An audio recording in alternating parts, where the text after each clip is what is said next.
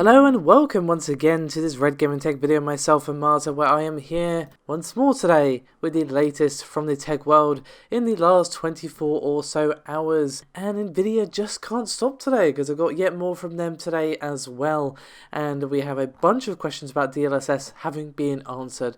So let's get cracking with that one to start off with. Now, of course, we've talked about DLSS an awful lot lately because, well, deep learning supersampling, to give it its proper name, has basically been there to help RTX cards give you an actual playable frame rate when using ray tracing, because as impressive as Turing cards are, ray tracing is still extremely demanding. But we haven't really seen that many ray tracing games come out. There are more games that support DLSS than support ray tracing, but it's still very few and far between. So we have many questions that were answered by Andrew Edelston, the technical director of deep learning over at Nvidia, and he posted a lengthy update on the Nvidia blog yesterday, and there will be a link to that in the description below this video, but of course I'm going to go through the highlights here for you now. So basically, Edelston said at the core of it that DLSS is meant to be used at 60 FPS or lower and high resolutions, otherwise it doesn't necessarily come with any improvements in performance, but Nvidia are of course still working to improve it, and of course the neural network itself is going to get better over time. So you might wonder, okay, so why is it not available at all resolutions? Well, that is actually the first question that he answered, and he said, quote, "The results of DLSS vary a bit because each game has different characteristics based on the game engine, complexity of content, and time spent on training. Our supercomputer never sleeps. We continue to train and improve our deep learning neural network even after our game's launch. When we have improvements to performance or image quality ready, we provide them to you via Nvidia software updates. DLSS is designed to boost frame rates at high GPU workloads, i.e. when your frame rate is low and your GPU is working to its full capacity without bottlenecks or other limitations. If your game is already running at high frame rates, your GPU's frame rendering time may be shorter than the DLSS execution time.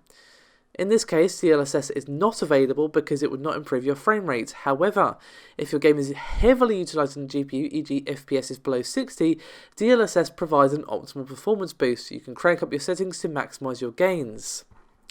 To put it a bit more technically, DLSS requires a fixed amount of GPU time per frame to run the deep neural network. Thus, games that run at lower frame rates, proportionally less fixed workload, or higher resolutions, greater pixel shading savings, benefit more from DLSS.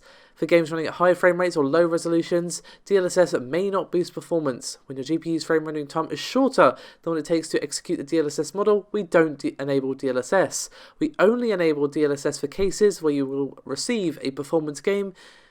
DLSS availability is game specific and depends on your GPU and selected display resolution."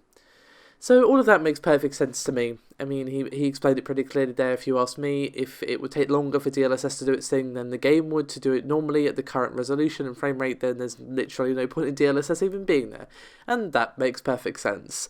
So that would be why it would be at higher resolutions, or if the frame rate is struggling, that's when DLSS would come into play. And as he himself pointed out, as I already did before we got into the quote, it is of course a neural network that is still learning as we go. So just over time, we are naturally going to see improvements. Now, you may have seen the comments from AMD recently about the blurry frames, and they weren't the only ones making this comment. It has come from several people, and that was one of the questions that was raised that he answered. And given that it's been quite a pressing question, I would say, I think let's discuss his answer. He said, quote, "DLSS is a new technology and we are working hard to perfect it. We built it to leverage Turing's architecture's tensor cores and to provide the largest benefit when GPU load is high. To this end, we concentrated on higher resolutions during development, where GPU load is highest, with 4K being the most common training target. Running at 4K is beneficial when it comes to image quality, as the number of input pixels is high. Typically, for 4K DLSS, we have around 3.5 to 5.5 million pixels from what generate the final frame, while at 920 by 1080, we only have 1 to 1.5 million pixels. The less source data, the greater challenge for DLSS to detect features in the input frame and predict the final frame. We have seen screenshots and are listening to community's feedback about DLSS at lower resolutions and are focusing on it as a top priority. We're adding more training data and some new techniques to improve quality, and will continue to train the deep neural networks so that it improves over time." So again, that makes sense if you ask me, but a lot of people are not really going to be running ray tracing at 4K for the obvious reasons of the performance impact that we've discussed numerous times. So I do think them getting it working at lower resolutions is definitely what he called a top priority. If you get it working even at 1440p, obviously 1080p, would be best, but they are working on that, as he already said. But that's a bit of an explanation about the blurry lines. Obviously, it's not really helping the whole DLSS ray tracing case when the few games that do support it are having issues like blurry frames, just for example. So that is definitely something they need to work on if they want to see this technology being embraced by more games, because of course, even though obviously Unreal Engine are getting it, as I discussed the other day, and in my video earlier on today I discussed the possibility of Unity, even if those engines give the support, it is obviously up to the developer to decide whether or not it's worth their time and man hours and money, of course. So if there's not enough people playing those games because of the performance issues and not being available at lower resolutions and blah blah blah blah, you can kind of see where I'm going with this. So we're going to move on from this particular topic to yet more regarding the GTX 1660 Ti. Now, of course, we've been talking a lot about leaks and specs and release dates and all this other stuff over the last few weeks, but one thing that has been kind of a mystery is the price tag. Now, of course, there has been rumoured price tags. We saw some rumours from HardSAP last month, and now Nvidia have confirmed that the GTX 1660 Ti is going to cost none other than $279 US dollars. Do forgive my slight tongue tie there. $279 US dollars is going to be the price. But following from the official, we actually have something, well, unofficial isn't really the word I'd use, but something to take with a pinch of salt, as we have a new benchmark in Final Fantasy 15 for the 1660 Ti now. So, what score do we actually see here? Interestingly, we see it coming literally just above the GTX 1070, and I do mean just, we're talking a difference of about 50 points here. So we see the score for the 1660 Ti of 5,000 on the nose, whereas for the 1070 we see 4,954. Obviously it's coming way under something like the GTX 1080, which scores 6,174, but that's not exactly surprising. This is obviously a mid-range card, and this leak is thanks to Tom Apisak, who you should probably know by now is a fairly well-known leaker. So, the last thing I want to talk about is more about gaming in general, but it's something that I find rather interesting because once again there has been no link found between violent video games and increased aggression in teenagers. And this particular study was done by the Oxford Internet Institute, and they claim to have found, again, no link between the time spent playing video games and increased aggressive behaviour. And according to the University, there we go, of Oxford, it is one of the, quote, most definitive to date. So, the research professor, Andrew, and I'm not even going to attempt to pronounce his surname because I would just butcher it, said that the, quote, idea that violent video games drive real-world aggression is a popular one, but it hasn't been tested very well over time. So basically what they've done to try and get around sort of cherry-picking results and researcher bias and all that sort of stuff, they have basically had a pre-registration process where you have to publish a hypothesis, methods and analysis technique before beginning your research. And Andrew said, quote, part of the problem in technology research is there are many ways to analyse the same data which will produce different results. A cherry-picked result can add undue weight to the moral panic surrounding video games. The registered study approach is a safeguard against this.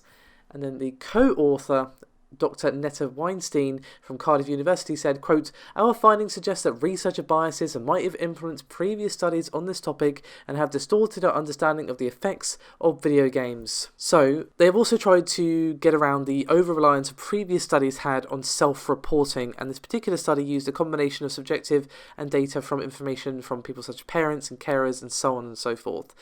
So, they basically found, once again, no link between video games and aggressive behaviour. Now, they did note that playing games can provoke angry feelings or reactions, but that is not exactly surprising. So can film, so can anything that provokes an emotion from you can provoke a negative emotion such as anger as well. And Andrew said, quote, anecdotally, see things, such as trash talking, competitiveness, and trolling in gaming communities that could qualify as antisocial behaviour. This would be an interesting avenue for further research. Now, I'm sure those of you in the comments are wondering, okay, but what was their sample size? Because that is very, very important when talking about any study. Because I could do a study of 5 people, but that's not particularly useful for anything ever, really.